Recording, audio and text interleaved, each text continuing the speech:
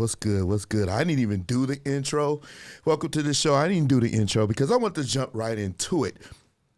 It's been crazy today. It was a tornado watch and a tornado warning. It was crazy. Yeah. Let me make sure y'all can hear me. That's why I got started late, because the tornado warning, it got really dark. It was hailing, wind was blowing, and I didn't know if I was going to make it to this thing today, but I was like, nah, I'm going to do this show because we need to have this done. So much has happened over the last week, and because I was out of town and I was very busy, I didn't really have a chance to jump into it, and I left my stand. I was going to go live, but I didn't want to hold the phone and do all of that. Let's not do that. Let's not do that. So I'm here to do the show, but I wanted to let y'all in on something, and I usually wouldn't do this, and I'm not jacking from Brother Kevin, but check this out. I went and purchased this cologne. It's called Dior Home, and they said it's a summer fragrance. Let me see if you guys can see it. It's Dior Home. And this stuff, when I tell you, it has like a real citrus kind of vibe going on with it. But when I wear it, I wore it on the airplane, and they were like, yo, what is that? What is that? It is definitely something. What up, Jason? It is definitely a fragrance that I think, men, you should try out. It's called Dior Home. It's got a citrus, fruity smell to it, which I really don't like. But when I smelled it, listen, you could do 1 or 2 sprays of this thing, and I guarantee you're gonna run everybody out of the building. It's strong. You ain't gotta listen. It's got a real clean but fruity citrus kind of thing going on. But the ladies love it. When I wear this cologne, they always come and want to get close to me. Listen, we ain't doing all that. You know, you can smell the cologne, because when I walk by, this is a room clear, so you don't really need to have that much on. Okay, I usually wouldn't do it, but I need to put my boys on. Yo, this right here is definitely good. And it doesn't cost us like $100 and something, which is not really that expensive for cologne if you want to smell good. Okay, so, and y'all know me, I like to smell good, huh? Yeah, no, I didn't. I promise you, Lady G, because I did. This my cousin. Hey, sweetheart, Lady Sanders. But no, I really didn't. I really did not put it on, and because normally I go with something. I'm not really a fan of Creed. I got some, but I'm not a fan of Creed. I'm more of a Tom Ford kind of person, and then I like Dior, of course, and then I got some other things up in there. And some Brent was like, "Man, what is that you got on Saturday?" And I was like, I told him what it was, but I don't really like sweet smelling. I'm more like a clean smelling, darker, woody smelling colognes. But this one right here, it's definitely, I separate my colognes, y'all. I got the ones that are killers at the top. I got the ones that just okay. And then I got the ones where I'm going to the store and I just want to just smell good. I'm not going to leave the house and not smell something, though. Everybody would tell you that. I just don't do that. What's the name of it again? It's called Dior Home. Dior Home. Homme. So if you want to get that, man, listen, if you want your man to smell just a little different, it's a little different. It took me a second to get used to it. And the way I shop for colognes, I like what I like, but when I'm getting compliments, those are the ones that I keep. Okay, especially when a certain somebody say, "Oh, you smell good," want to snuggle, then you kind of be like, "Oh yeah, this one." Another one I'm going to introduce next week. It's called Victory, but I'm going to show you this stuff. They call it sex in a bottle. It's called Victory. Look that up if you get a chance. It's sex in a bottle. Man, if you wear that, you might as well, yeah, that might be something. You might need to get to the altar and pray, because that's something bad. But I wanted to get started this week. Last week was a lot of stuff and made me want to do trigger, because a lot of times I don't necessarily like to cover relationship stuff every week. I do have fun doing them, but it's politics I want to talk about every now and then, other things. But when you guys send it to me, I am going to talk about it because I want to make you happy. I want to do content that you want to see, and it's fun for me. It's something that I love doing. So, but something happened last week, and it posted again. Nick Cannon has been on one, ladies and gentlemen. Nick Cannon has been on one. And when I say on one, I mean on like 4, 5 of them. You know what I mean?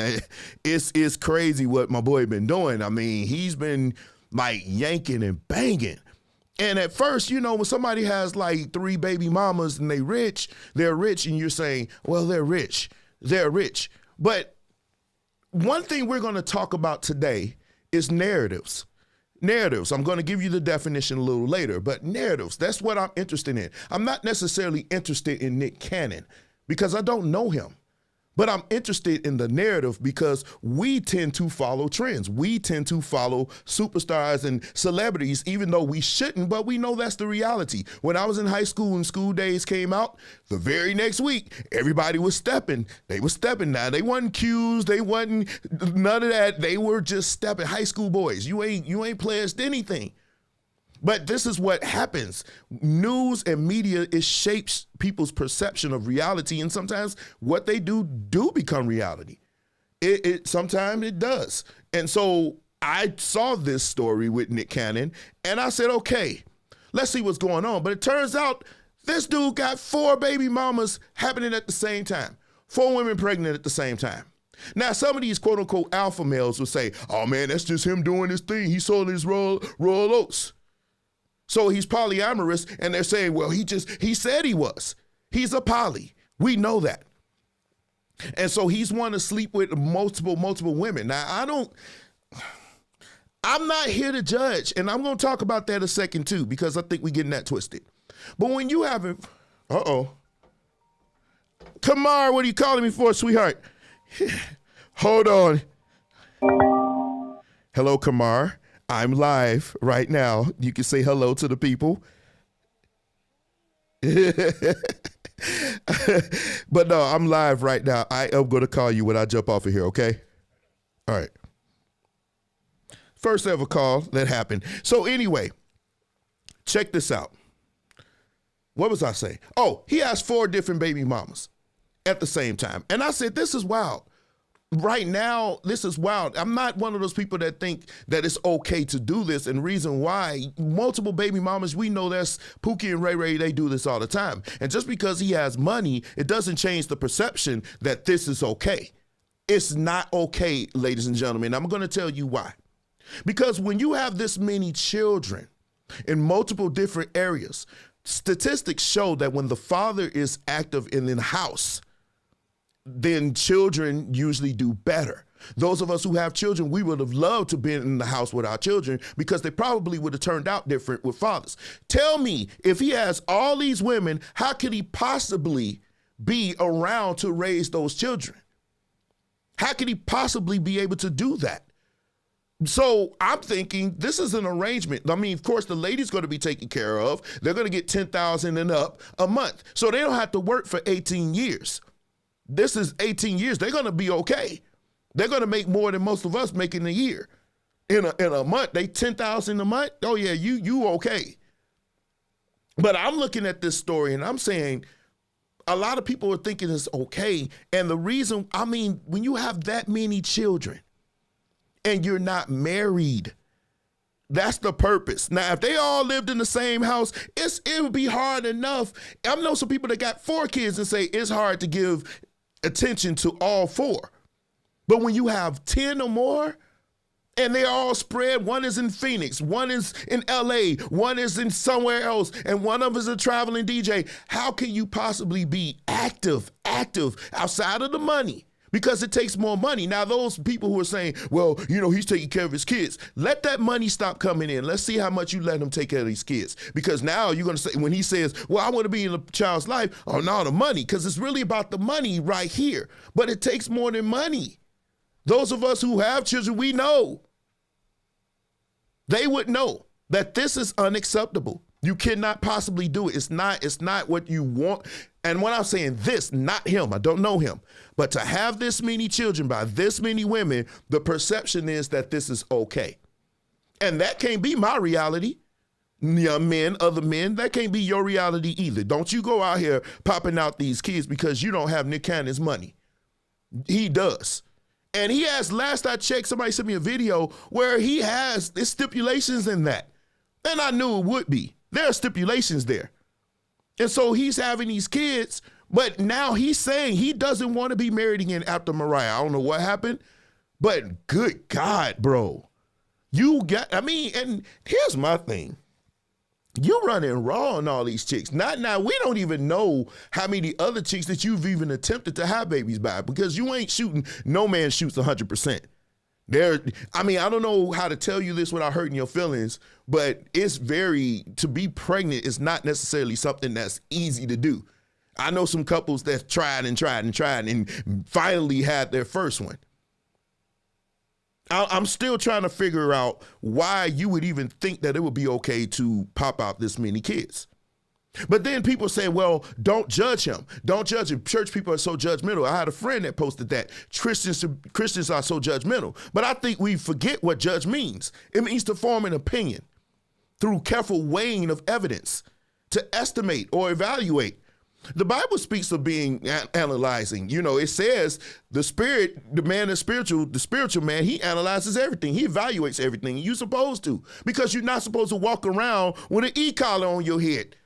You're not supposed to everybody just doing whatever, and the world just running, wrapping around you, and you can't even think for yourself to analyze something that you might walk into that could be horrible. That's why you analyze, not necessary to condemn, because we're not judgmental in regard. Now, there are some judgmental people here. Judgmental. We're not casting you to hell. We're forming an opinion based off of the evidence that's here. We're not saying you're going to hell. No, never once did I ever say anyone's going to hell for having babies like that. I'm not going to condemn him. But I'm saying it's not a good perception, because it's dysfunctional. You have this baby mama and this baby mama and this baby mama and that baby mama. How can you possibly be? Number one, it's dysfunctional because the child will never, ever be able to see what it's like to have a functioning father and mother in the house. So when that child gets older, how do you know he or she is not going to be for the streets and it's going to jack up because they're going to think, I'm going to be like dad. I'm going to be like dad. And so for me, it's not good. We have enough children that grew up in dysfunctional houses. Most of us, if we're being honest, we were part of that toxic environment. But now you're going to produce it again. Now, I'm not saying it's toxic. I don't know him, but that's not our reality. I don't think this sends a good message. And for those of people who are celebrating, well, he doing, no. Marry them women. Be disciplined. Either you're going to marry them and take care of them, and not just with the money. See, part of the provision that everybody talking about, a man's supposed to provide, it ain't just money, sweetheart. It's other things that men provide. And one of those things that men provide, which is very valuable in the home, is guidance. That's one of the things that we provide, especially to boys. Especially to the boys. And if you're not in the home all the time, now 1 or 2, you out here, people do that. I mean, for crying out loud, it happens. That's nature. That happens, especially now. Okay? But when you popping out kids on purpose and you start getting up to the teens, no, that's not what we do here. So I hope you guys can understand that. I mean, I wanted to touch on that because that was on my timeline. I wasn't going to touch on it. But I've been seeing people siding with it, saying it's okay. And it's never okay. It's never okay to raise children in a dysfunctional environment when you don't have to. It'd be different if y'all had a divorce or baby mama drama and now you feel like, okay, I'm going to do it. That's not the same thing. When you are intentionally making children without fathers in the home, you're adding to that statistic that we should possibly try to do away with. You want to be in the home, not with just your money. You want to be there, and you need to be there. There's no way in the world with his schedule and where they live, he can actively be a part of their life, because you got 10 as is. Imagine going to one basketball game, then a football game, then the glee club, then cheerleading. And then how you going to do that in the other side of the world? You're going to miss some graduations, because how you going to go to this graduation? You got 4 kids. If you got 4 kids at the same time, you're not going to be able to go to all the graduations at the same time. You're not. And so there's 4 kids. What are you going to do? How you going to do it? That's what I'm saying. These are moments in the child's life that are important. But you have so many, how you going to do it? And this is for people who think it's okay. Please explain to me how that's possible. Man, he got to have it. You're right, Wendell. This is what I'm saying. And it's not to judge him. I don't know him. I'm not putting him in hell. I'm saying the perception, the narrative is not something that you want to do. Okay? So I hope that helps somebody. With that being done, let's go on with the show. Welcome. My background, George and Wheezy. One of my favorite shows. Man, listen. But now answer my question. Was what was her name? Wheezy? Was she a man to be a little bit? Did she come for him in some regards? I don't know. It just seemed like to me she was on one. I don't know. But anyway, Preachers Gone Wild. Where are we in 30? We in 30? Let's do it.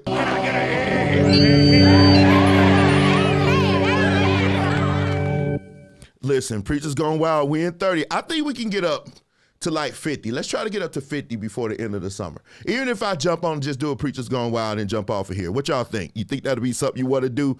Well, anyway, speaking of jiggling and wiggling, somebody sent me this video of this lady in church. If you ever see something like this, you probably need to leave the church right away. Here we go.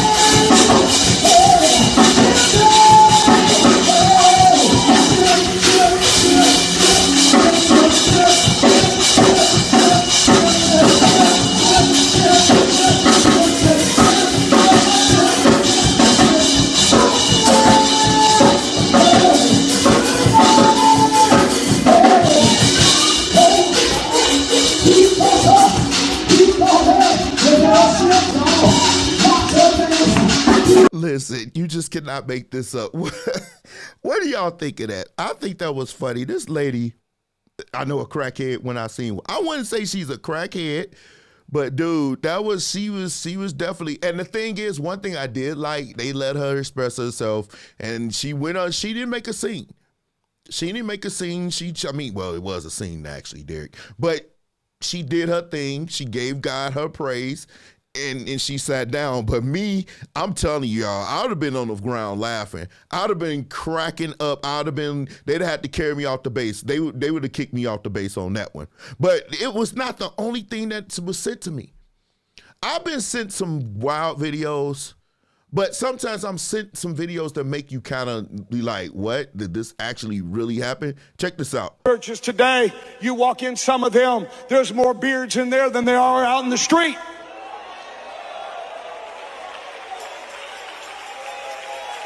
I'm going to tell you something. Facial hair is not apostolic. However you want to cut it, it's compromise.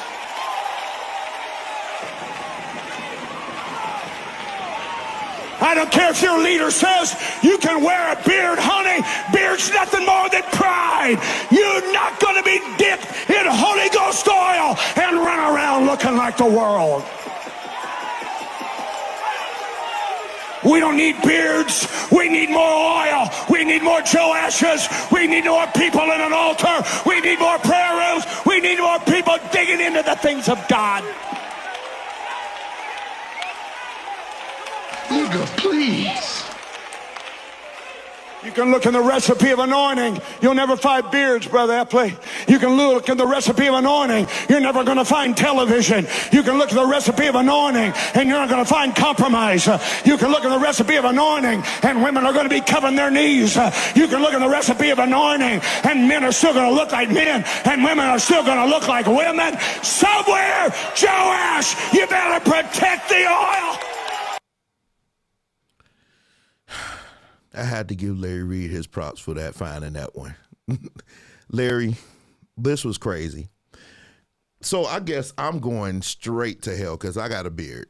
And by next month, I'm definitely going to really rock it. Can y'all please tell me, how did he come up with that? Is there a scripture reference? I think I know where he's going with this. But is there a legit scripture reference that says you cannot wear beards as men? I thought so. I thought beards were in the Bible, but I think we get so caught up on, I know I'm the hat person, but it's more of a gentleman thing for me. So that's why I say hats. But I don't try to over spiritualize it, even though it's in the Bible to a certain degree. You know, we can argue, but some things I'd say we do as a gentleman. You take your hat off and when you're in any building, let alone the church. But some of the stuff that we have, like women not wearing makeup. Now, I don't like y'all coming in look like a drag queen. You know, we should be able to tell the difference between you and RuPaul. But they say no makeup, none at all. So your face look like old chicken. You see what I'm saying? So that I don't agree with that. You know, I mean, I think we go overboard with that, but I've never seen anybody talk about beards. Most of the time they go at women. To be honest with you, they talk about how women dress.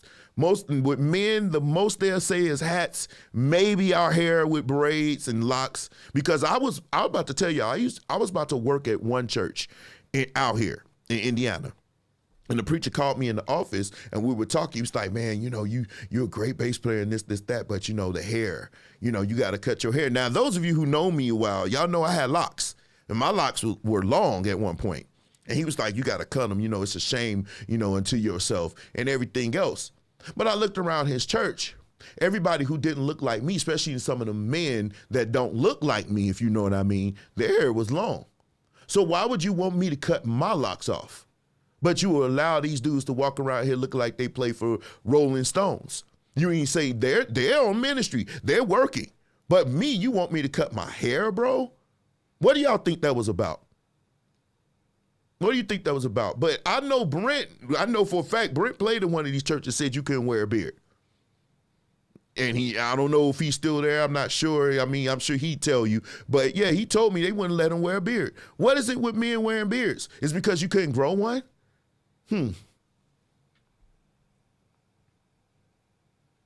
Yeah, so I don't know. I don't know what's this about, but I feel like lately I've been seeing something since 2016, they really showed they real intentions. But I've been seeing just flagrant disregard for us in some of these churches. The way they treat us, the way they talk to us, the way they kind of use those innuendos about us and everything else. I've been seeing it a lot, and I don't like it. But we continue to go there and sing their songs. That's another live that I've done before. But anyway, let's move on with these preachers. Many times we're macho and we don't ask for help. But God is able to do exceedingly and abundantly above all we can ask or think. Yeah. And it hurts now. It's going to hurt tomorrow. Yes. Miss Reese is going to hurt the next day. Yeah. But through it all, we learn to trust God. Yes, sir. Pastor, you're supposed to be singing. Come on, let's sing. We have a time to get to the cemetery. Yes, You got to cut the preaching out and sing. Listen. Now, y'all tell me, was that okay? I'm going to wait. I'm going to give you a couple of seconds. Let me know if you think that was okay. Let me know if you think that was okay. If you think it's okay, you go here. We know. If you think it wasn't, let me see that. And I'll wait a couple of minutes. You can comment. I'll wait a couple of seconds because I definitely want to see what you guys think about that. Let me know. Do you think it was okay or do you not? Do you think it was too much? I'm going to wait a second. Follow the program. Okay, I see you, Nikita. I see some people laughing. It's this if you don't like it. If you think he was wrong, it's this. If you think he was in order, let's throw up them like signs. That's pulling the coattail back in the day. Okay, I see what you said, Miss Lynn. Some people saying, okay, Clay Evans was worse. I agree. I know you got something to say, but I need you to be quiet all up and through here. That's Clay Evans. Like, okay, this is what I think. When you are on program with somebody else, you have to respect the program. You have to. Last I checked, the spirit is subject to the prophet. So you ain't that moved by the spirit where you got to get up and veer off from the program. A lot of times at funerals, you're paying. And if you go over that time, then they're not going to mess with you. You're going to pay more. You know, and last I checked, I think one of my friends, she works at a, what do they call it? What do they call those people that do funerals? I've got the names of them. Somebody help me out. But they sitting there like, we ain't gonna tell you nothing. But every minute over, we gonna charge you. What do they call those? I forgot what they call those people that handle the funerals and carry the body in the hearse and everything else. I forgot. It's on the tip of my tongue, but my tongue won't operate it. But they're not going to let you do that. They're not going to let you just babble on. So the preacher was right. Hey, you up here now. I don't think I would have called, bust them out. I probably would have pulled them up and, kind of tapped them and be like, okay, sing, bro. You know what I mean? I love it that Ricky does that. When you singing, he ready to bring Mortician. I know a Mortician, but I forget it's something else when they handle the funerals. But I know when Ricky, you singing, he ready to wrap it up. Pause. He'll come and get behind you, kind of tap you and be like, okay, reel it in. Now, if you you try to go over, he will take the mic from you. He's going to put you on blast. But for the most part, funeral director, that's what it is. Yeah, that's what it is. Thank you. Funeral directors. And so I know Ricky will bring you in. I think that's a good tactic. Just tap them on the back and let them know, hey, let it. So I'm on the fence with this one. I don't think he had to power trip. Now, I don't like that part of it. Maybe that's where some of you don't like it because you feel like it was a power trip. I understand that. But yeah, for me, you just got to follow the program. You got to follow the program because it's not your money. Now, if you're willing to say, hey, I'm going to donate $2,000 if I go over, then they're going to let you do your thing. But time is money when you're at a funeral. Bishop, I love him to death. When funerals happen at the Powerhouse, he's going to rap. Hey, he moves. We out of there. And then when the body's gone, we still playing. Then he might church it up a little bit. But when that body's out there, they already gone. So it's not on us. The delivery is off. Right. And so tell me this. Why is it that the delivery has been off for so many of them lately?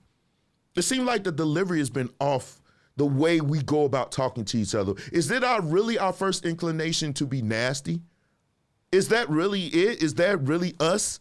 We need to really address that at one point. Is that really us where our first inclination is not to be soft-spoken and respectable? Our first inclination is to be nasty. Make it make sense for me. Ego, I can agree with you. I can agree with you on that one. But see, some things that happen in church, the preacher cannot control. Because even the most soft-spoken preacher can have a moment where not necessarily he's going wild, but when foolishness comes to your church, you got to find a way to deal with it. But I don't think it's a way you can deal with this. The Bible, I am what it says I am. I have what it says I have. I can do what it says I can do. Today I will be taught the word of God. I boldly confess. My mind is alert. My heart is receptive. I will never be the same. I'm about to receive the incorruptible, indestructible, ever-living seed of the word of God. I'll never be the same. Never, never, never. I'll never be the same. In Jesus' name. God bless you. It's my body, my fucking choice. It's my body, my choice. Chapter 4. Overturn, girls. Hell God is no. good. My body, my choice. I am who I say I am. I do what I say I can do because I have a choice. I have a choice. I have a choice. I have a choice. Okay. All right. Could y'all please help me with that? Help me with that. Have y'all ever seen anything like that? If that would have happened at the Powerhouse, they probably would have got broke down. But do you think that was the proper way to protest? Because last I checked, Joel Osteen has not said anything about it. Now, those of you who know him personally, you can correct me if I'm wrong, but I haven't seen any stories where he's going out saying abortion is wrong or you don't have a choice. Joel Osteen will smile you to you. Joel Osteen, the kind of person, he could be cheating on his wife right in front of you with a woman and smile and make you feel like maybe he ain't cheating. They just left the hotel at 3 o'clock in the morning with condoms in his pocket. But he's not cheating on his wife because he smiles so beautifully. He smiles so, I don't think, that's just Joel Osteen. But I don't think that was the right way to do that. I mean, at a church like that, you don't show up with your panties and nobody's saying it's not. Now, I think it should be your choice. that's another show. We're not doing it today. But I don't think you should go to a church and do that. But that's Joel Osteen church. So they probably just was like, okay, yeah. Ooh, let them try that on the south side of Chicago. They'd have been like, my body, praise him. That holy hit would have been off the chain. They would have been like, it's my body. That would have been the end of it. That would have been the end of the whole thing. It's your body by your choice. But that backhand, I would spread my fingers for maximum coverage to make sure you get all of it, because that's exactly what would happen on the south side. Don't come up in our church. Know what they would have done. They probably would have taken you to the altar. Let's get our hands on the son of a sata. You know, it would have been something like that. That's a convention complex. Yeah, but I don't know. That was way too much for me. I mean, you don't go to somebody's church and strip almost butt naked. It's your body, your choice. Then keep your body secret. But it was your choice to come to a church and do that. A gathering, the gathering of believers together to do that. And when most of those people don't care, okay, fine. Well, here's my thing. With all the political circuses that are happening right now, you couldn't go to Washington, D.C. and do this? You couldn't go to because it's not them. It's not necessarily the church that's doing it. It's the politicians that are doing it. So why don't you go to your state capital and do that? All of y'all line up, silverbacks and all line up, take off your clothes, and the horror show will make them be like, you know what, you're about right. Maybe we shouldn't do this. Old mothers pleading the blood. That's right. We plead the blood over here. They would have taken them to that, what they call that, the war room. Oh man, the oil would have been flying everywhere. It would have been one. Nah, they just made history. Well, you think they were clout chasing, basically. I agree with you on that one. But see, sometimes preachers give you much needed advice. Much needed advice, even if it's for a short second that nobody caught. Check this out. Now you look chubby, you're a pretty woman. But eat what you're supposed to eat and don't eat 5 of them. I don't. All right. You know what the Lord gave me to say. Listen, I'm going to play that one more time because you might have missed what she said to this woman. Let's do it again. Now you look chubby, you're a pretty woman. But eat what you're supposed to eat and don't eat 5 of them. I don't. All right. You know what the Lord gave me to say. She says she doesn't. We can only take your word for it. Because just because somebody's big doesn't necessarily mean they eat the wrong thing. Sometimes you can eat more than what your body's burning off and you'll pick up weight. You know, some things trigger weight gain. Speaking of that, boy, I'm your boy dropping. But I think it was good advice. Now, had that been a man saying that, woo, child. If that was a man saying that would have been one. That would have been one. They would have been like, yeah, I choose violence. They would have been ready to take our head off. They're going to drag you. But she did it, and she said it. Now, was that good advice? That's the question. Was that good advice? But I'm happy that the lady didn't become triggered, because that's what the topic is today. So you saying, Derek, what in the world are you talking about when you say triggered? I know you guys see Lizzo. You think I'm going to go at Lizzo, and you would possibly be right, but not in the way that you think I am. What I mean by triggered, over the last week or so, there have been several topics that I've been seeing on Facebook that have been drawing a lot of attention. A lot of topics that we have been talking about, men versus women, and men versus women, women versus men, the shots that we've been taking. Sometimes you may find a good dialogue and a good understanding, maybe. But lately, a lot of people have been triggered. And the topics that get the most people triggered, we will cover real fast tonight, just real quick. Okay, just based off of what I saw last week. One of these posts found its way to my timeline and my inbox again. And there was this post here, which is one of the things that people are triggered about. This one that right here. So those of you who see my live, it showed up again. I'll go 50-50, but you will never get 100% of my respect. The man's supposed to be a provider because y'all suck at everything else. Y'all remember this one? Y'all remember this one? What's up, man?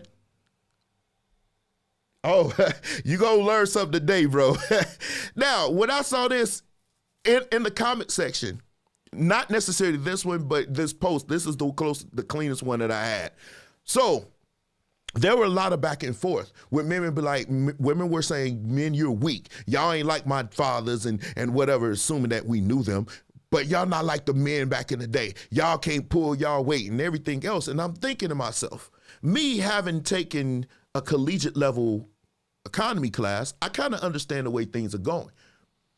I really believe if you are middle class, even if you upper middle class, depending on how you want to live, the man, yeah, we're supposed to be the providers, but like I said before, providing is more than just money. It's some other things that we provide. One of the things we provide is protection. And we can talk about that, and I am going to talk about that. But the thing that I found is that it's impossible today with the economy, with the job force being the way it is, because back in the day, you got to remember, yeah, the men were providers, but guess what? The job market was almost all men. Now you're competing for the same, well, a lot of the same jobs, especially the office jobs, you're competing for them with us. So the playing field is not equal. You're getting the bag just like men are getting the bag in the same positions, the office positions, right? So if you're working a job and a man's working the same job, you know where we working. So you're still saying with your degrees that we still should pay for everything. We still should pay for all the bills. And what are you doing with your money during that time? Which is why I say, and I said on one of these posts, I said, then don't bring up your degree. If the man is supposed to be the one that pay for everything, then your degree means nothing. We can use that as tissue when we run out. Because it means nothing. If we got to pay for all the bills, what is your degree doing for me? I got to pay all the bills. It's on me to do all of that. But I think today you've been taught that providing is just money.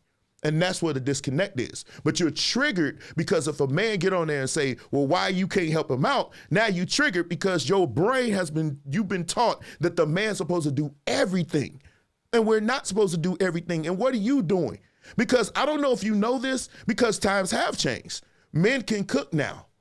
Men can clean now. Men can keep themselves and do things that we didn't normally have to do, we have to do. So now that you're saying, well, I want a man that can take care of everything, now that we know how to do some things, what are you going to bring? And I don't like to say bring to the table. What can you present to us that's of value that you haven't given to someone else? Because there's your body. Well, Falcon that. So now what else? Before you fix your lips to say a man needs to provide everything, you need to think long and hard. Are you ready for that? Because the man that can provide everything, and here's the thing, this is the part that really triggers a lot of people. A lot of women get triggered by this. We can provide, but what lifestyle are you talking about? See, somebody making $30,000 can still provide. You're just not going to live in the home in the area that you want to live in. So are you still hey, this man can provide. Does that still make him weak or not valuable or somebody that you don't want to date? We know the answer to that. We know the answer to that. So you're triggered with this 50-50. Now, ladies watching this, and you have my ear, because one thing I will never do, if you notice, if you've been watching me, you know I never talk about what women want. I know, but I like to hear from you. I have an idea, but I don't know women. I'm not a woman. I can't relate to you in that way. So women, when the man comes to you and say, well, hey, are we going to do this partner thing, 50-50? We cut everything, pay everything. Now, what you don't know is a great majority of Americans do pay split bills. They may not go as far as 50-50, but there's some 60-40s out here. It's some 70-30s. Especially if you're in that middle class, they're going to need your help. You would rather your man kill himself to take care of your children and sit back and just whatever and not help? No, that's not cool.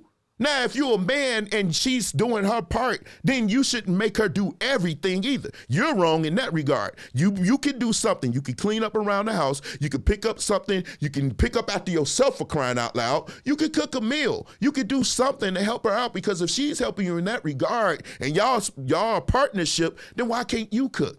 Why can't you make something if she's helping you out with the bills? We got some men out here, you trifling, because you want to make your little $45,000, not little, but you want to make your $45,000 a year, and you want her to bring in her 45, and then y'all want to go 50-50, but then you want her to cook and clean and take care of the babies and do everything while you sit and watch the basketball game. Who winning? Golden State's winning. So you want to watch the basketball game? That ain't cool either. That's disrespectful. And if I was a woman, I would really seriously consider, why am I here? Because you're doing just as much labor as he is, and he's benefiting from you. And then after you're good and tired, I'm going to climb on top of you, do my business before you can say amen. That's not cool either. That's not cool either, because we don't do that. We don't do that. Because if you that kind of man, your woman come home and she say, why did I have to marry you? Why? She's going to want to know. She's going to want to know. So men, you have to be, if you want to say this woman's cooking and cleaning and everything for me, and you want a traditional marriage, then you have to do your part. You have to do your part. Okay? Don't be like that. Don't be no ogre. I don't like men that do that, because that woman is pulling her weight and you want to put everything on her. That's not cool. Even if you pay a majority of the bills, if you're not paying 100% of everything, men, listen, if you are not paying 100% of everything, there is something around the house you could help with. There is something around the house you could help with. Give her a break. Make dinner. Like I said, a lot of men can cook now. I know I can cook a couple of meals. My spaghetti is lit, y'all, for real. That's one of the things that I used to make all the time. So I like Italian food. So that's one, ironic, spaghetti is one of my favorite dishes. I'll get in there and make some things. I know how to make some meals. I'll give you a break. And then I'll take you out every, probably once a week or twice a week or whatever. Let me see what you're saying, Kevin. My boy Kevin is on here. Learn how to be nice to each other and live at all times. None of this stuff would be happening, man. People have lost the art of being nice and loving one another. I really believe that. I really believe that. But I think even when I'm nice and like when I'm engaging in conversation, I've learned that people tend to take my words and just run away with it, because they so programmed into a narrative that doesn't exist. And so they so triggered when they think I'm echoing a Kevin Samuels point, when in fact Kevin was echoing us. That's the part that they just flies over their head. The point, they just keep on missing them. The point is Kevin Samuels just echoed what we say. He put it on a platform, and now you're angry with him. But he just repeats what we said. But if we're having a conversation and I ask you a question, because some of the comments I see, they're ridiculous. And some of the posts, they're ridiculous from a man's standpoint. They seem to only benefit you. So if I get on there and I engage you and I say, well, where's the evidence of this? Now you're going to be nasty. There's no way you could be nice in that regard. Social media dictate. And we're going to get there. You're absolutely right. It would be so much better. Another thing that gets people triggered. It is known that a certain level of man do not want, even though Nick Cannon's out here doing his thing. Nick Cannon's out here doing his thing. I don't necessarily agree with it, but he is. But there are still some men like Nick Cannon, if he were to marry again, that say they don't want a woman with children. We know that. But one of the things that I've been seeing, it's a dynamic that I don't necessarily agree with. And I'm going to let you watch this video and we could talk about it on the other side. Hey, y'all, to the boy moms, I'm going to need y'all to come to the front of the line real quick. All the boy moms, yeah, bring y'all ass here. I just need to know if y'all ever been through this before. So my son just turned 16 yesterday. Shout out to him, big 16. And, recently I had went through a situation where his phone was like ringing. And I decide I'm going to go ahead and answer it, right? Why the fuck did I decide I was going to answer his phone? Why do that? So in the midst of me, hello, she like, who is this? Who is this? You answer Keon's phone and I want to know who you are.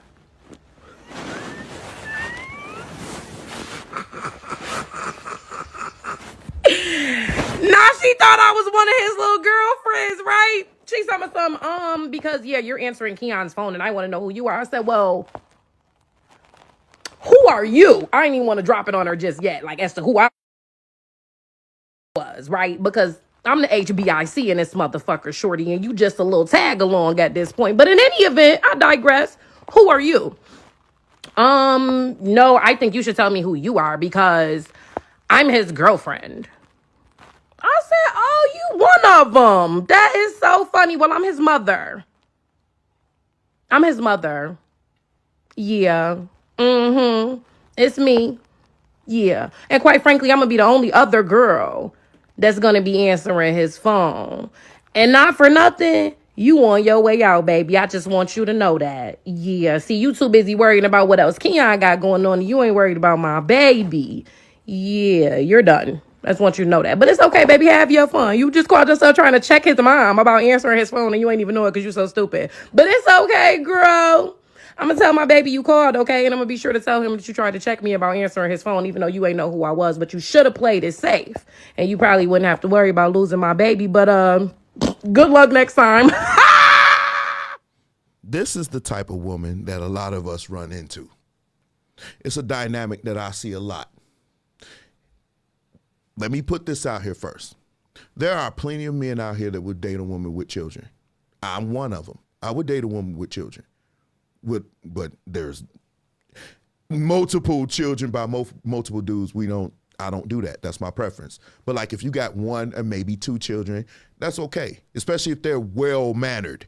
I don't deal with Jaquaniuses and tearing up my I got too much equipment to have your child mess it up. But it's many reasons why a lot of men, not all, but a lot of men they don't prefer it. They're in the market. So you have to be an exceptional level of woman for these men to say, okay, I'll overlook that to go to wife you up. And one of the things that I've seen is this mother-son relationship where she treats this child like that's her man. She dresses him like that's her man. This is a perfect example of that. This woman talked to this woman like not only was she his mother, but his other girlfriend. And I thought that was very, very, very weird to watch this. But this is one of the dynamics that the men that I talked to, they said, man, they treat their children like they men. And trust me, I've seen it. I've seen them get their hair cut like the dudes. Like you 3 years old, you got a freaking mohawk, you got watches and necklaces and blue jean outfits with the Jordans. You're not dressing them like a child, you're dressing them like the man that you would hope to have. And then when he gets older, I saw the video, it's a video that I think I may have posted it, where she got into an argument with the dude girlfriend because he was leaving and she didn't want him to leave. I'm his woman. No, you his mama. You need that. That's crazy. Oh, my mom's on. So y'all see, I don't know. I think if that's his mom call, how would the girl know that that's his mom? How would the girl know that that's his mom? She hear another woman's voice on her man's phone. So of course we know how y'all get triggered and here we are. That conversation could have gone another way. Do you at least agree with that? Do you at least agree that conversation should have gone another way? Can you at least agree with that? And as the adult, you don't amplify, you don't intensify the conversation. You back it off. That's what I'm thinking. So, and another reason why a lot of men, and Kevin, I'm not sure if you had to go through this, but a lot of men have gone through this, which is why they're turned off by dating a woman with children. Check this out. So At some point, he got to go. Never no time. I mean, at some point, he Never got to no go. time. Man, Never no time. Well, tell him, Christian. No, you tell me. You talking about you grown and you gotta go somewhere. I told him, you my only son, you ain't going no damn where. You go when you get ready. Man, I just feel at some point you need to make your own way. That's what I be wanting to walk through the house naked sometime, and there you go. So I mean, what? No, if anything, you can go, not him. How about that? I want to pay all the fucking bills in here. How the you gonna tell me where I can go? But the thing is, like, why do I got to, this is my mama's house, like, why do I got to leave my mama's house? Period. Man, I'm damn near 40 years old. Damn near it's time to go. I mean, at what point? I'm 29, I'm not damn near 40. Well, that's pretty 10 But years you know away. what? When I met you, you was living with your mama. Man, please, You I was was living in with and your- out. Come you on, was man. living with your mama. I Now was you only gonna tell 22 me- years old. Now you gonna tell me Get out because of here. he No, I 29. ain't gonna lie, but I ain't getting out. I'm not getting out. I'm Man, not he going got nowhere. to go. I'm not going nowhere. He This has is to my go. mama's house. Well, And you ain't gotta go You nowhere. know what, damn it, they ain't gonna pay no bills either then, damn it. Now, how you feel about that? You don't want him to go, I won't pay the bills. No, But you gonna continue to pay he the got bills. to go, though, man. It's too much. See, we arguing and stuff about stuff. Because, You but know at what the I'm end of the saying? day, all y'all do is tell me to help. Y'all ain't saying nothing. It's like, Man, you so grown y'all ain't ass saying man. You supposed to know the garbage overfill. You supposed to know to take that outside. Come on, man. I don't have to tell you all this stuff, man. But the thing is, I'm barely here, so I'm barely making garbage. So why I gotta take the garbage out if I'm barely here? If I'm barely here, barely making garbage, barely making dishes, like why I gotta do anything? Well, she gonna Right. always make excuses for you, man. But Right, he don't what do even you be mean by here. that? So what is you talking about? He don't be here like that. He come here, Well, he when sleep, he's and then here, he on needs to business the help rest out. of the day. When he's here, he needs to help out. He needs to do some things. He Well, needs I to be tell you what, productive. he ain't paying no well, bills damn it, and he he gonna ain't start gotta go. paying some bills around I this ain't damn- paying. But I I gotta pay. I'd rather want to My get the mama, fuck out. but listen, my mama said I gotta pay no bills. I ain't paying no bills. He gotta pay. What I want him to do is save his money and do what he needs to do with his You money the whole reason why and he not is pay the no way he is, bills. because all this soft shit you bring it to him, he still got the titty in the mouth. You let Oh, all that hell stuff no. go on. No, you know what I know? You know, you jealous. You jealous of my son. You would say You that. jealous of my son. Only you would say some bull But I crap. don't know Like if you jealous or not, but I just know I ain't getting on my mama's house. And like, if I gotta get my mama's house, you gotta put me on my mama's house at the end of the day. well, Just at the damn end it, of the I'm gonna be carrying you out. You got to go. Oh, you don't mean you want to carry Ain't us got both out then if Ain't that's got the no case. problem with carrying them out. I shoot them on out. And you, Michael, now you know good and damn well I'm not kicking my son out. I ain't going well, what point Yeah. do you expect? So at the end of the day, I ain't worried about it. Like, if at the end of the day, I'm here. I live here, so till I'm ready to get out, I'm gonna be here. So it don't At matter. what point is you trying to? What's your plans for this man? What's my really plan going is to on? stay in here as long as I need to stay in here. That's my And plan. what if he 45, 50? And he gonna be 45, 50 up in here. Crazy as hell. Well, damn it, I'm gonna be out there. Bye. No, Bye. going. He's going. He's going Get to the go step me. in. Get the step in. He's Because going. this my only son. He ain't going nowhere. Get the My step in. only son? Shit. You the one made him like this because your weak ass. You know made him. what? Come and go. Your son is forever. Man, I'm See finna what I'm go. saying? You better go. See what I'm saying? That's Right. And like I said. you made him this way. You made him No, this way. I ain't make him This this is way. a product of your. I ain't making this way. This Like is a I product said, of it your ain't like he bad don't. decision, your bad choice. It ain't like he don't know how to get out here. Like I said, when he ready to go, he can go. Now you're looking at a lot of men's fear.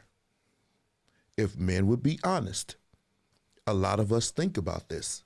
This is the one dynamic that a lot of us think about.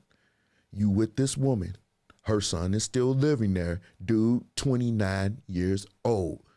The man is paying all the bills. And he's saying, oh, well, I just stopped paying the bills. She said, no, you're going to continue to pay the bills. Now, I'm picking up a little simp vibes from him because ain't nowhere in the world I would let that woman say something like that to me without flipping that table over. And I would have been leaving like some of you were saying. But this is why men avoid this kind of situation. Because a lot of times you come into a situation, you can't say nothing to the child. They feel like you can't say anything to them, so they're prisoners in a home that they're paying for. This is one of the reasons why I said before, even on a panel, there needs to be a discussion on how this is going to happen with your children. If I'm allowed to come in and you giving me that permission to be a disciplinarian where they're not going to disrespect me, then we can do it. But how often does that happen? Because like I just told you, that mother-son dynamic, that's real. I've seen it. It's real.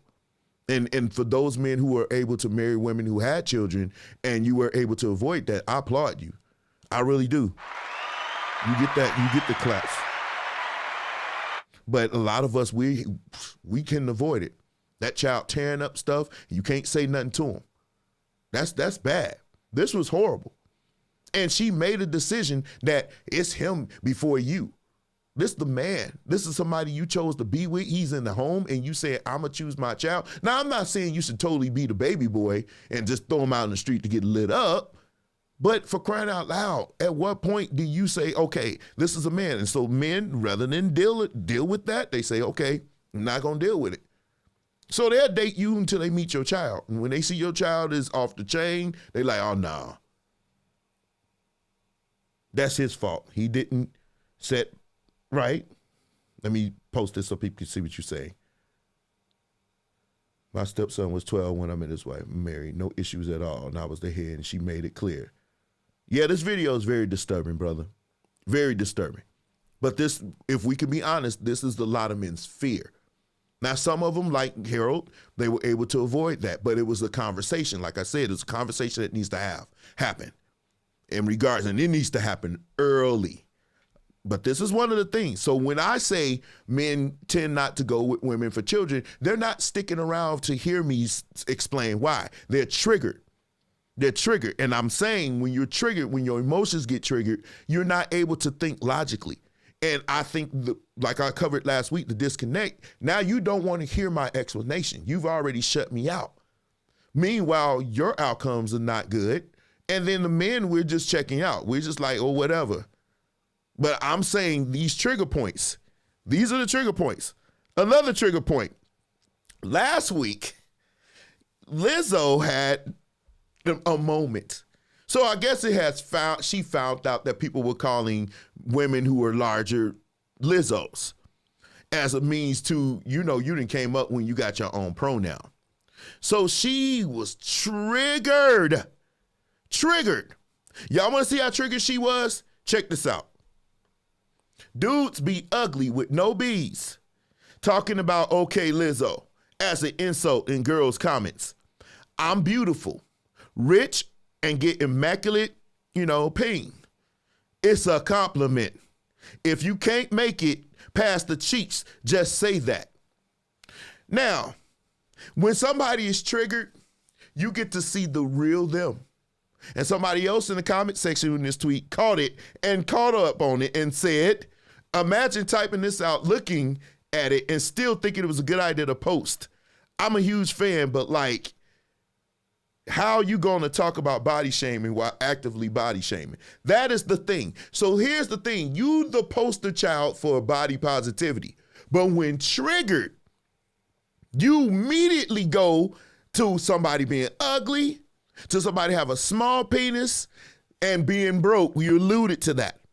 I said this before. When they are triggered, they will always attack a man in his penis size. They'll try to emasculate him in one way or another. My thing is this. One thing about when you trigger, you show your hypocrisy. Because now everything you say about body positivity is wrong. It's all jacked up. But I use Lizzo not to attack her because this is a lot of the women that I've come in contact with. When I am having a conversation with you, you get upset, you get triggered, and now the attacks. Whereas you're saying everybody should love everybody beautiful in their own way. But when you are triggered, you come at me. So it makes me think that only applies to you. When it's going good to you, men are looking at you and we're saying, oh, now when it's about you, it's body positivity. But when you are upset or when you're not getting your way, the real you shows up and you start to attack us. Men, how many times have you seen this? How many times have you seen this? Men, be honest. Be honest. When they say something, when it's about them, they don't want you to say anything. But they have no problems going at you about anything. I've seen more small penis posts and bashing over the last 3 weeks than I've seen in my entire life. And nobody checks them at all. Nobody checks them. But the second you say, well, Lizzo didn't look good in that outfit, you get dragged. You get dragged. So your trigger points, when you are triggered, you just go all the way in. Men, when we're triggered, we just won't, it's getting to the point where we just won't talk to you. We just be like, all right, whatever. We don't even engage, because even us telling you, well, how do I look in this? Well, you could lose a couple of pounds. What? That's it. If you can't get past the cheeks, woman, I could be Dirk Diggler and not make it past the cheeks. I'm just saying, that was the wrong thing to say. And you get immaculate D. See, that's the thing. They want to turn around on you when triggered. Oh no, she got a man. She got a man. I'm not going at Lizzo, but she does have a dude that she's paying for. So she's getting immaculate, whatever she said. I don't know what that looks like. What is it, of gold? I mean, what does it look like? But let's ask this question. She's hypergamous, right? But she got a man that ain't making nowhere near her money. He's not even large in the industry. So in essence, she dated down. Now let's flip it. If that man gets a whole lot of money like she has, go look at her man. Do you think he's going to be with her? She like built dudes, which is funny. I saw Monique, heard her with my own 2 ears. Monique says she don't want no big man. She says she don't want no big man. She can't handle no man with no big old belly. She need him skinny. You cannot make this up. But they get triggered when men, we are not allowed to say anything. A lot of men, they're appreciative of my ability to speak on their behalf like other men, and I'm nowhere near the other dudes on YouTube. I've just got my little thing going on over here. But they are happy that some men are speaking out, and I'm going to get to that in the end. But we can't say anything. We can't mention a preference or anything, because we've been taught that everybody that comes from the vagina of a woman, that's a woman, is beautiful, a queen, a goddess, or everything. We're not able to say anything. If you say anything about them, oh man, no, I don't want, you can't even have a preference without them getting triggered. And we're wondering why. Because if we can deal with almost 5 decades of you going at us, you can't deal with us having an opinion now? Way too much. Come on, make it make sense. And then even when you're not triggered, even when we're not talking about you, you always have a...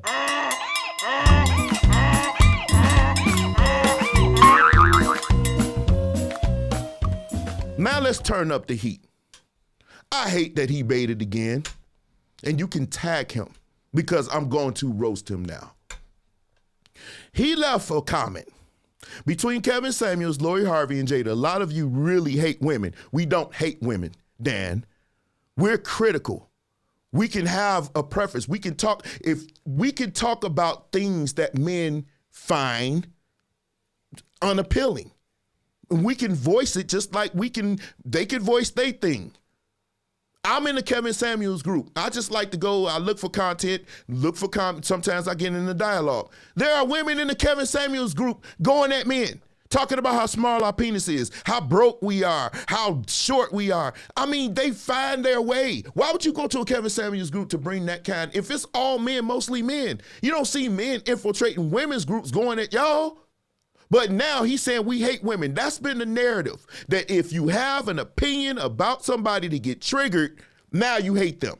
No, we don't hate you. If we didn't say nothing to you and just let you go on your way without even marrying you, 85% of black men and over marry black women. So we don't hate you. But we do find that the quality of women has gone down over the last few years. I'm not saying all of you don't get triggered, but there are some low quality women out here. There are some low quality based off of what we want out of women, but you don't care.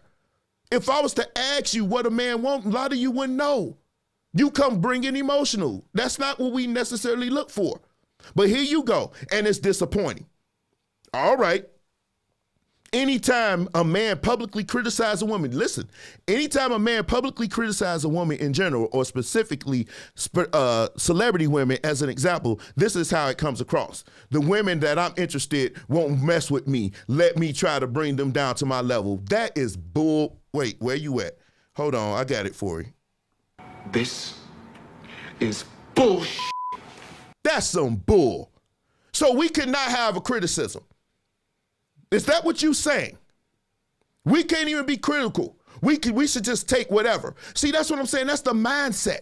Man, you got this super simp out here that every time you turn around, here you go. Where you at? The super simp out here telling them, oh yeah, that shows you let me bring you down to my level. We don't care. That's not what we're about. We just trying to express to you what we want. We've heard 4 decades, over almost 5. Now you got this simp. If you already married or dating type of woman and you desire why you need to publicly speak or whatever. Here's my problem with this Dorcas doofus. So many times he has something to say, but I don't think you understand, Dan. I'm a black man. You are a white man. You're not qualified to have a harsh criticism of us in defense of black women. That's not you. You are a white man. When white people are having issues, we don't get in their business. I don't care how many women you dated. I don't care how many black people you played for. You are not a black man. How dare you disrespect us by criticizing us like that? Because you are a white man. How does that look? We got enough black men out here that can criticize each other and give us a spanking. You don't get to do that, but you played a white knight and you did it for clout. And you got your reward. You got your 90 likes in your comments. But now you're going to get this. Because I've had enough of you doing that. That's disrespectful. And even after I got on your post and told you not to do it, that is disrespectful. You still continue to do it. Who made you the authority to speak to us about black women? Who made you the authority that you can come to us in a disrespectful manner to talk to us in that regard? Who do you think you are? You're not black man. I don't care what you think. You done got a little bit too comfortable. But you need to understand. And why am I being so harsh? I'm being harsh because this is the reality. You don't live in my world and I don't live in yours. You can get in your car right now, come right here to Indiana, drive down to Brownsburg, get out the car, pump your gas, go eat at the restaurant, jump around with them and not have anything, won't get pulled over, nothing. If I go to Brownsburg or Brownsville right now, I think it's Brownsburg, when you go down there, if I go to Carmel or any of those, I'm gonna get pulled over on sight. We are not the same. You benefit from a privilege that I cannot. You can go anywhere in this country and be accepted. I cannot. So because of that reason, you need to stay your tail right where you are. Do not come over here going at us. You would have done better to hit one of us up and say, yo, man, why do y'all do this? Man, why do you do that? What's up? You didn't do that. You took to your plateau and you tried to go at us like that. You didn't think I was going to come in and call you out. You've been beside yourself for a little bit now. And you need to come down a little bit. And I will be in Wisconsin soon. We can talk face to face. But I've had it with you doing that. That is disrespectful. And one thing I like about Skip Bayless, and I said this last time, when we talk about race stuff, he turns it over to Shannon Sharp. And he says his little bit, but it's not like that because he says, I'm a white guy. I can't relate to this. He understands that. That's a lesson you never learned. That's a lesson that you refuse to learn. You do not, and you've done it time and time again, being disrespectful. Do you not like black men? I saw this post. This one dude left in here. White musicians are all around better businessmen. You know who on here laughing? I see your name. And you left a comment, but it was a joke comment. Did you go at him like you go at us about this? No, you didn't. You did not check him. You didn't say nothing. You laughed. You left this dumb meme, and then you left. What do you think that says to us? But when it comes to defending the honor of women that won't even give you the time of day, you know what they call that? That's called a simp. Because they not checking for you. They not going to date you. You got on your soapbox and you defended them. Then you said, I have a daughter. Don't bring your daughter in this. Don't bring her in this. You did what you did for clout. That's why you did it. And you was disrespectful to every other black man on there doing that. And even when other black men got on here and said, who do you think you are doing it? You continue to go. You know what? That's somebody else. I really think you don't like us. I think you jealous. Because we can get the women that you slide in inboxing that you can't get. So now you got to find a way to attack us to get them to side with you. That's right. This is it. And y'all don't know if something should pop off, they're not going to go at him. If a real race war happened, they're not going to go at him. You think he's going to get his musket and fight for you? He benefits from a world that you don't benefit from. And have you noticed that in every movie that they talking about when somebody's trying to escape slavery or somebody's trying to escape oppression or whatever, it's always got to be somebody, the white knight, to come and save them. Have y'all noticed that in every movie? It's got to be that one. That means you always got to lean. Why do you think the face of the person you think is Jesus, why you think that face is there? Because you always have to be programmed to have a white savior. This is not an excoriation on white men. It's not.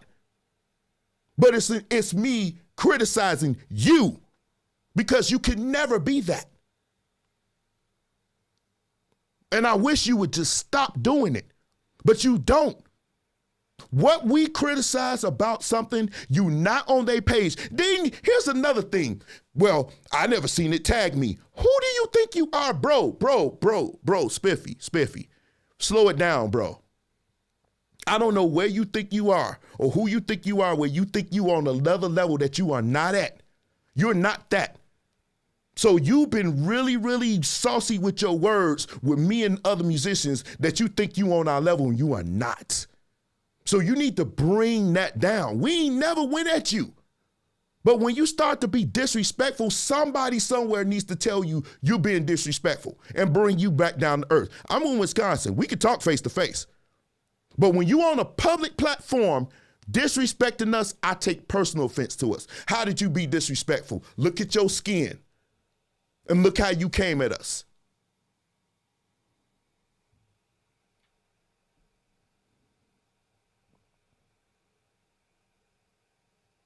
He always talked down to black men.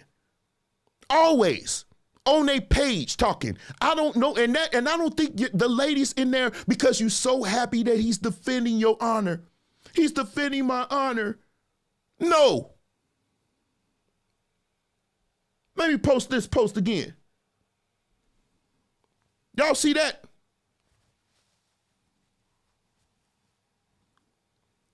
How else can I take it? How else can we take it? You did not check this person. This person walked away. You did not check him. And that was disappointing. I waited to see, were you going to check him? And you didn't. You didn't check him. That's why you get ripped up every time by other content creators. They need to rip you up. I'm going to lose some friends on here, trust me, but my waiting list is long. I'll be okay. But I'm tired of you doing that. If we want to criticize, and a lot of the criticism that we give is not bashing. It's not bashing if we give criticism. Criticism is needed. You criticize everything. You criticize food. You criticize clothing. You criticize celebrities. Reason why celebrities are criticized, we're going to get there in a minute. I'm going to show you why. I'm going to bring this thing home. But one thing I need you to do, stop disrespecting black men. I will never, ever let you do that. If you got a problem with something the black man said, you go to them directly. You lose all credibility with me when you get on the platform and you try to go at us. Look at your skin, stand in the mirror, or 5 of them, and show yourself and look what you are, and then look at me. You come out to where I live, I'm going to get pulled over probably 10 times this year. You will never get pulled over. We are not the same. So in closing, before you think you can get on here talking to us in that way, I just want you to follow one good advice. Shut the That's right.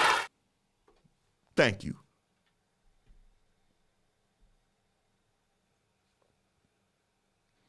Let me calm down, because that got me burning. Pause. Whew. Now, something else is getting people triggered was this whole MJB, the Michael B. Jordan thing. We were all invested in BJ, whatever his name is, Michael B. Jordan. I talked about it, but I talked about one thing. When things happen with celebrities, I look at what's happening, but then I look at the overall picture. Because like I said before, a lot of stuff that the celebrities do, we do follow. We listen to, we follow, we have our opinions about. This is the nature of the game. But somebody posted this. I love you too, Cliff. My dude. It said he was talking to other women. He's accused of emotionally cheating on her. It was a relationship, but he's been talking to other women throughout. No physical cheating, more like emotional cheating, alleged a source that will remain nameless. Now, I'm confused about, I'm serious because, like, again, this is a woman question. Ladies, please in the comment section, tell me what emotional cheating is. Please tell me what emotional cheating is. I want to know. Real quick, since somebody can tell me what emotional cheating is. Because to me, emotional cheating, how can you emotionally cheat on somebody that's not your wife? He's talking to other women while he's not married.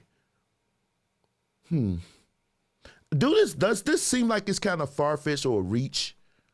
No physical cheating, emotional cheating. What does that entail? I'm dead serious. I want to know, ladies, please tell me. I want to know what it is.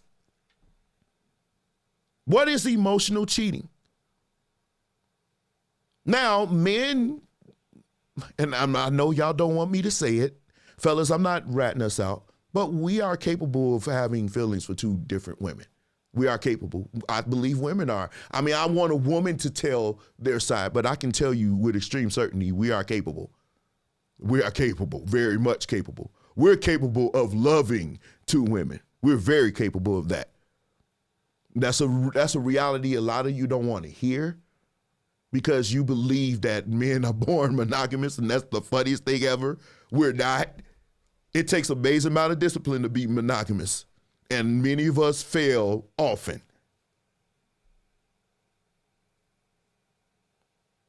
I'm just trying to see what that was. But one thing I want to talk about, people say, well, why were you so invested in this? I wasn't. But there's one thing that I want us to learn. One thing that if you're going to walk away from this live today, you will understand. And this thing called narratives. Narratives. When I was talking about this thing, people were saying, what's going on with it or whatever. I would always say narratives. It's narratives. So what is a narrative? It's a story. Some people say it's a story, it's a portrayal. But this is the most distinctive definition I've seen that explains what I mean when I say narrative. Let's go. It says a way of presenting or understanding a situation or series of events that reflects or promotes a particular point of view or set of values. That's what a narrative is. To put it in layman's terms, a narrative is something that presents a bigger picture.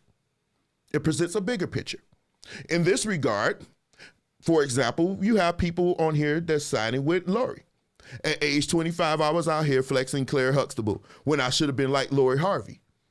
See, Lori Harvey had all these men jumping from one to the next. The narrative.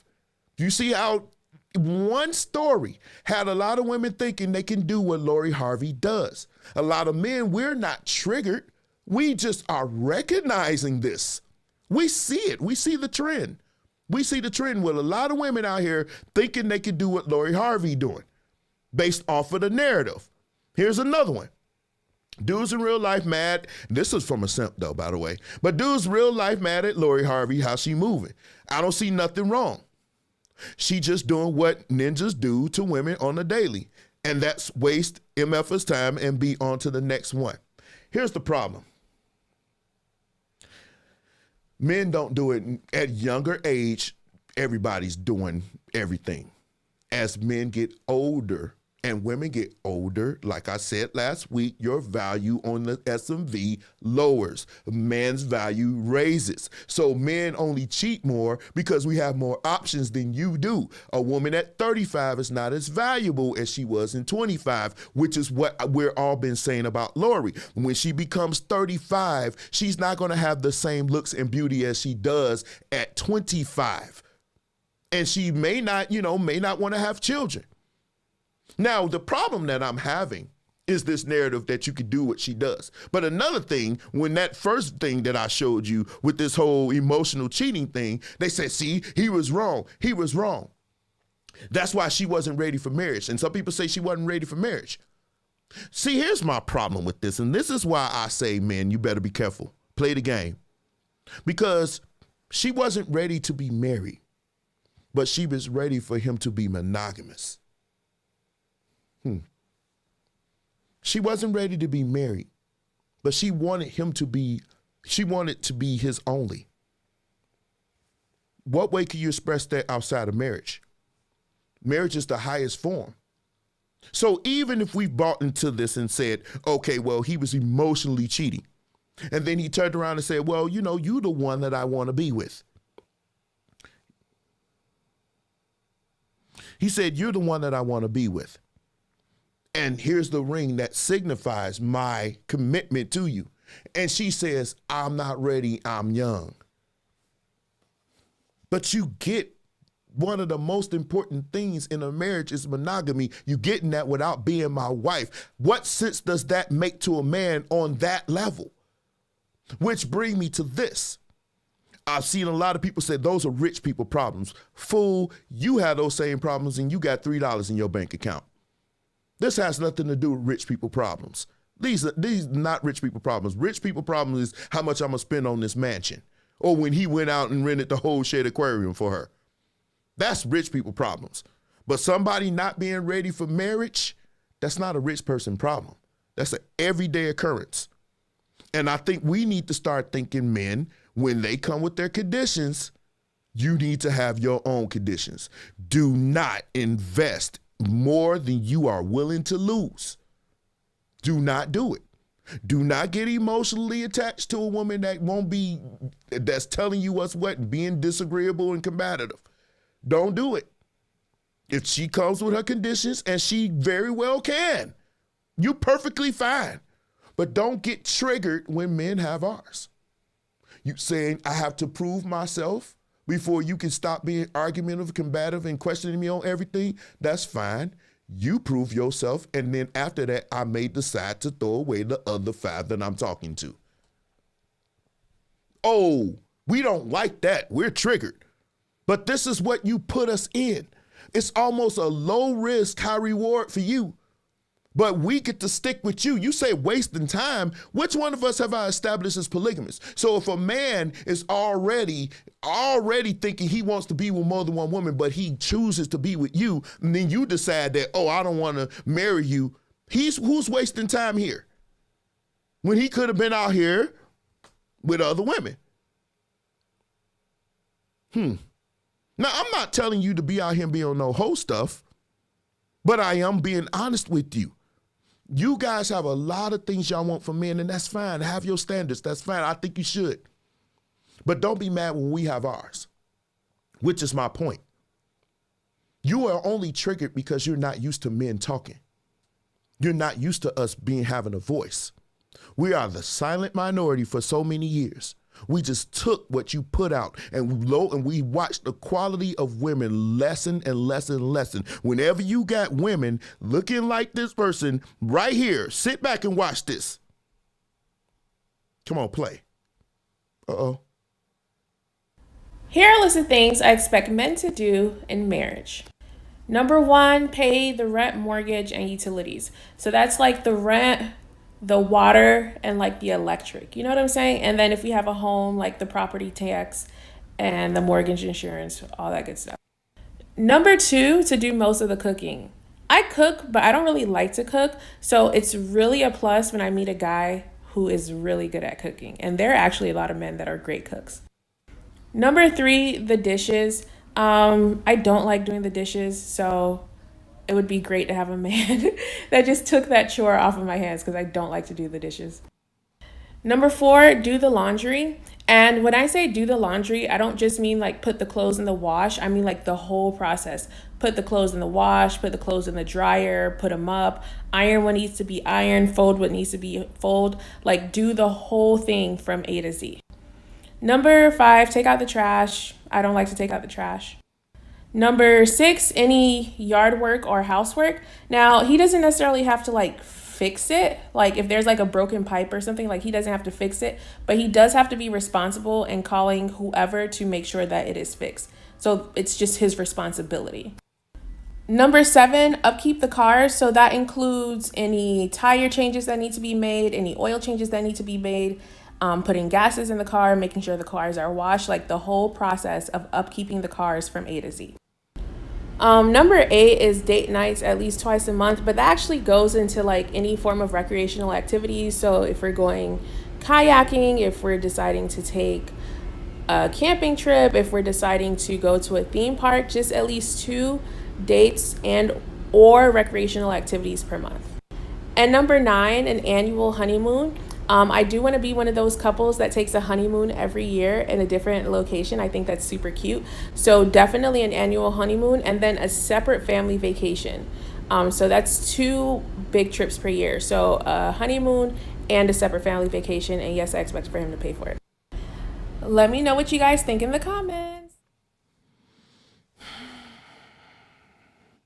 When men are not allowed to have preference, we're not allowed to say anything.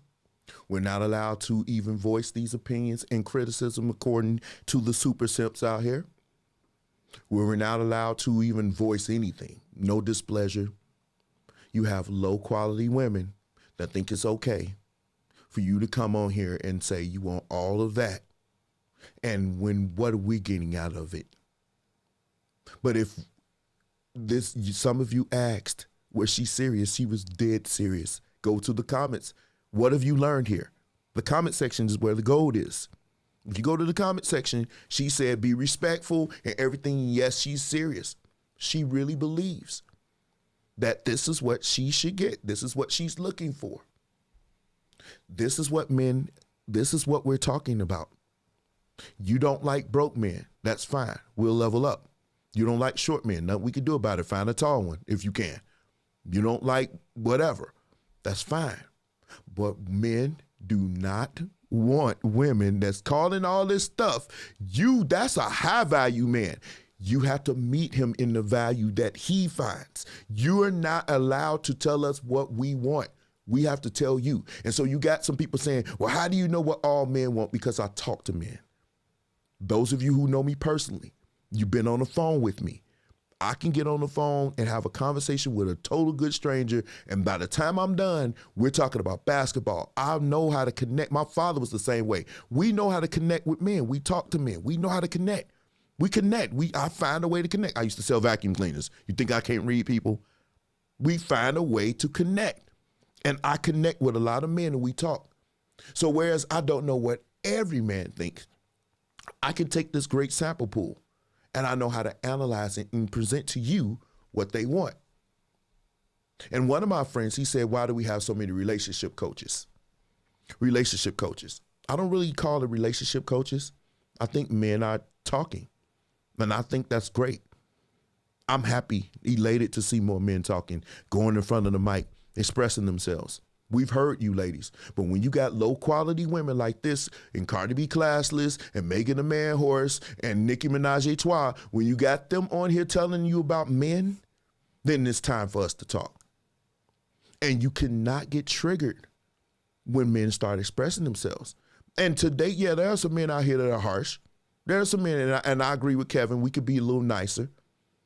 I at least try to be more strategic in my approach. I'm going to give you the cold, hard truth, both men and women and myself. I talk to myself a lot of times. Y'all don't know that. But I give myself advice too. A lot of stuff that I read, it's applicable. But when I see women like this, and here's the thing, in the comment section, girl, you beautiful, You beautiful. Go want what you want, girl. Go get it.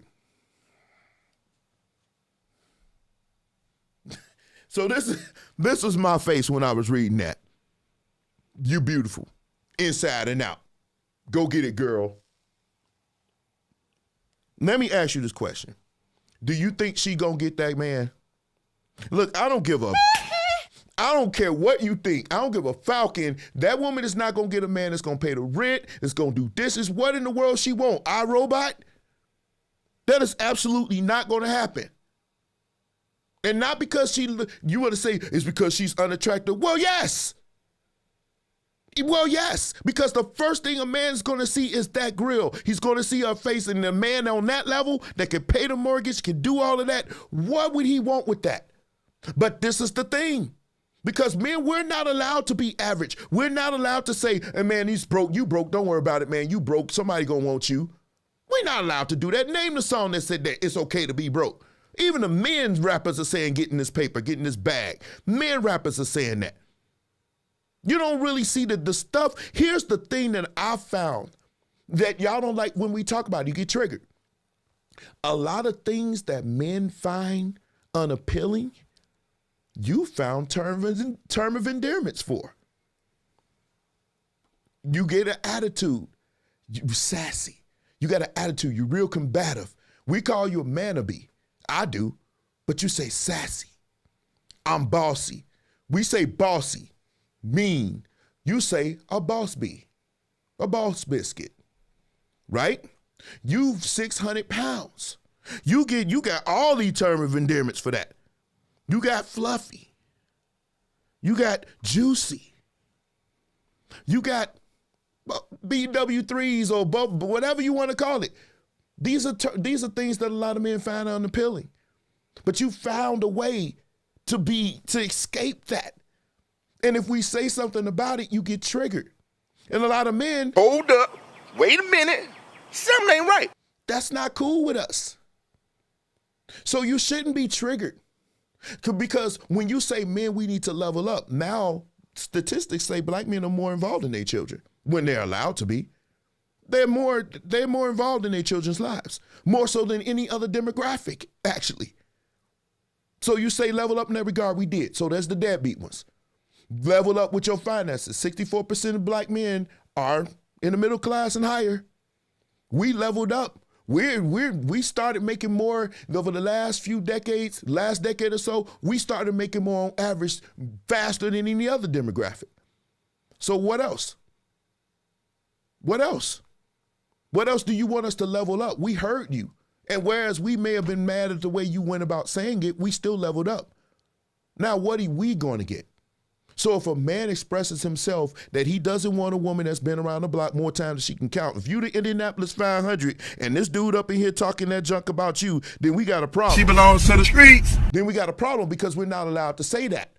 He got roasted for saying she belongs to the streets. Y'all hate it when somebody say that. Oh, now, wait, you slut shaming. That's another thing. Everything that a man could possibly think will be negative as far as somebody he wants to be with long term, you found the way not to be held accountable to say it's okay. But the things you find egregious, you just have no problems. It can't be this way. So if you want men to back off, and I've seen some harsh ones, but I ain't really seen that much. I haven't. Nothing. They ain't talking about your dry Bahamian desert for your stuff that you say is WAP. They ain't talking about your breast size. They ain't talking about nothing like that. They not going harsh like that. They just saying some of the things that you do. Now, if you 600 pounds, you 600 pounds. But see, outside of a penis size, you can change that. If he can't make it past your cheeks, it's because maybe your cheeks is bigger than the Grand Canyon. Maybe if you make it a little plateau, he can make it past the cheeks. For real, because we can be honest, you ain't thick. We know what thick is. Thick is thick. We know what thick is. Stop doing that. It ain't thick, you Captain Crunch. And be honest. Just like some men. Every man ain't talking about their penis size because we know some of us are not as large as others. But y'all, some of y'all, if we ain't hung down to the floor and we 7 feet tall, y'all think we small. No, because you had 14,000 other ones in you. Your junk is stretched all the way to the moon. Now, I know it ain't the way it works, but I'm just saying. Y'all don't want us to go that rough with you, but you have no problems laughing and snickering when I left a post where the lady said he has a penis the size of a Roku remote control. They found that funny. I mean, I guess you could giggle, but now what's the male equivalent? Find that post where the man's equivalent was up there and it got a lot of like and got shared. So you triggered. Why haven't men been triggered? Something just to think about. So I wanted to do this about this tonight because all these subjects that I posted, it triggered some emotion. Now, let me ask you, let's do something different. Ladies, do you agree that Lori Harvey, assuming what we know now, do you think that situation that you should wait? You should go out here and date men after men after men after man after man because you're young. Do you think that's a good idea? Is that something that you would teach your daughters? Is that something you teach your daughters and men? Would you teach your son to get out here and have all these baby mamas everywhere? I know I wouldn't. No, I'd be like, no, because your check gonna be $3. Unless, of course, you're rich, and then it'd be $10. So I want to know, ladies, do you think that's good advice? Now, I don't think if it was me having that talk with my daughter, first of all, I would want her to be a wife. I want her to be successful in her career, assuming I would teach her to be self-sufficient, not independent. It's a difference. Self-sufficient means you're an adult.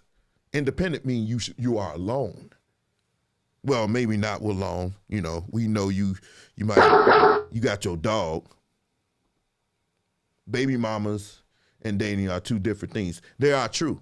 Baby mamas are different things, but I wouldn't want my son popping out kids everywhere just because you can. I wouldn't want that. That's what I mean. There's certain, they are totally different, but men and women are different also. Lady Sanders, men and women are different. So what men may feel about dating ain't the same. You know, we don't, for some reason, this is a double standard, and I understand, but men don't reap the benefits or the consequences of dating a lot. That's not what women find valuable. They don't care. They've proven not to care so much about that. But men do. Men care how many times you've been around the block. We care who you've been with. So those things are different because we're different. Our mindset are different. What you find value in us is different. Hopefully you understand.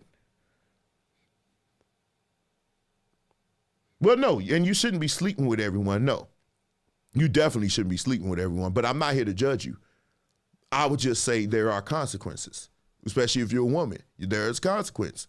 The many bodies you rack up, you're going to run into somebody that may not be cool with that.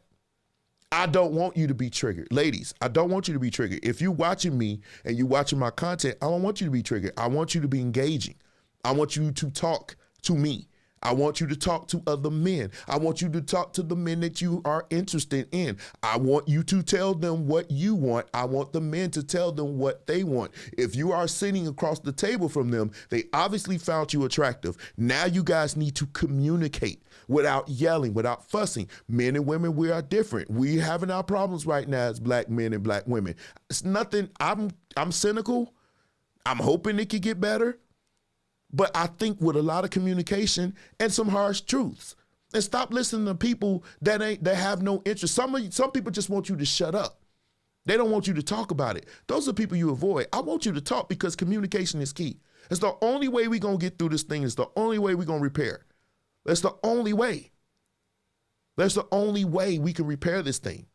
And it's been like this for centuries, so it's not going to happen overnight. But I really think instead of getting triggered when men are posting things that we want, why don't you try to address those things?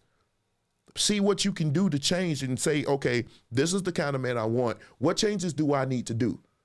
Or be realistic. Don't be like this lady. She's not, if she does, I hope you post it, sweetheart. Post that man that's doing all that for you. But don't be realistic of what you want. Okay, if you have issues and you have a past that you know is shaky, you can't go out here and think you about to marry the president of the United States. Come on, that's not realistic. But the kind of man that you want, you have to prepare yourself for him.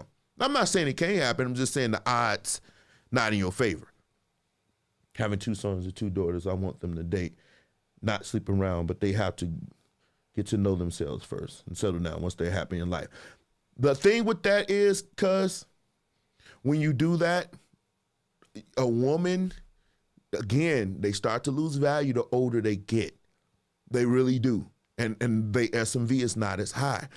Statistics will show you that men, when they get divorced, or men when they date and they marry younger women. That's why Michael B. Jordan wanted to marry her. That's not the norm. There were some women talking about, why don't you marry somebody 35? Why should he marry somebody 35 when he's more than capable of getting somebody 25? Why would he want to do that? They usually go younger. So be careful on that. I agree with that's good advice, but just make sure you give them the information. You're not gonna look the same at 35 and 40 as you do now. Your body is not gonna look the same. So the decisions you make now could have consequences later.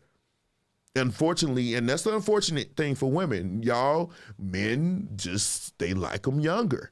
At 35, you might get somebody 50 or, something like that, but y'all may not want them. If you want somebody in your age, we start to trip out when we get to 35. We start to go younger, 30, 28-ish, somewhere around there. Muslims believe it's half their age plus 7.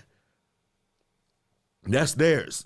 So that goes to show you, this ain't nothing that just happened overnight. Men historically have always dated younger women and married younger women. So make sure you give them that good advice.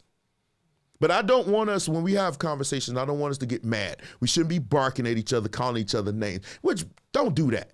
If somebody says something to you that triggers you and you don't agree with it, come with the information that refutes what they're saying. Because when you resort to name calling and you say, oh, you this, when you start to attack them personally, you've shown your inability to dialogue and you show that you actually have nothing. You have nothing else. Now you got to resort to names. You got to resort to personal attacks. Let's not be that people. Being triggered. It's okay to be triggered, I guess, because there's some emotion. You're mad, you're upset with somebody. Cognitive dissonance is probably the best word to put, but it's triggered is more reasonable in this regard. But I think you need to find a way to still get your point across without calling names, men and women. Men, we don't have to be so harsh. I know we're upset and everything else, and I'm still seeing people attack Kevin Samuels. The dude been dead for over a month, and y'all still going at him. That's crazy. But I love you guys, and I don't want us to be always at each other's necks. There will be times when we have some knockdown dragouts. Then we know that's going to happen.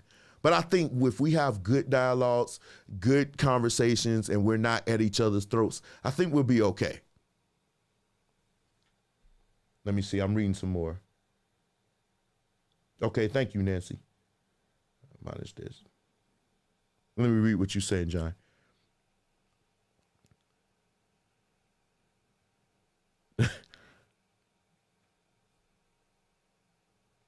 Okay. I want you to expound on that a little bit. Let me see where you're trying to go. I would tell my daughters to marry in their 20s unless they're self-sufficient sons. I won't tell my daughters. Okay. I would tell my daughters to,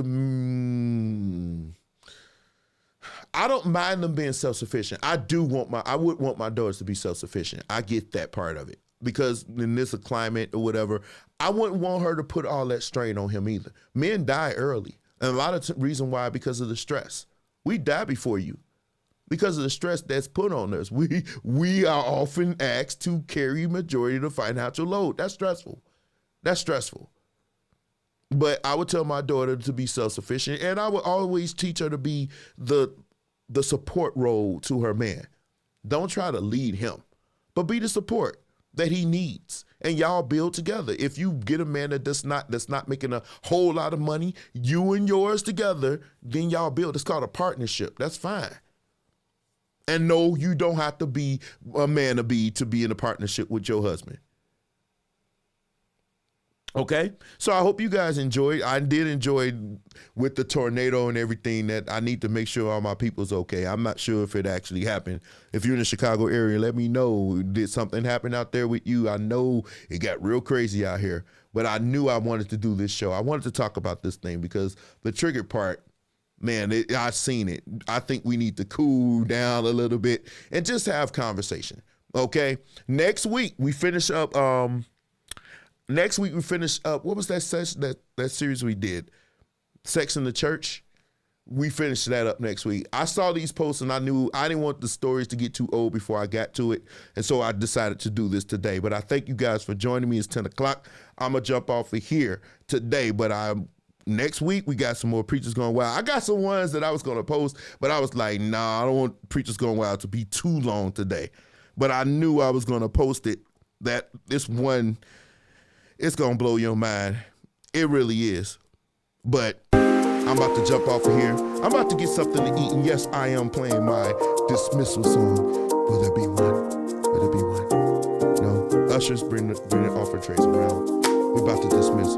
But as always, I love you. See you next week. Please enjoy yourself. Tell somebody else you love them. See you next week. I'm out. Don't go.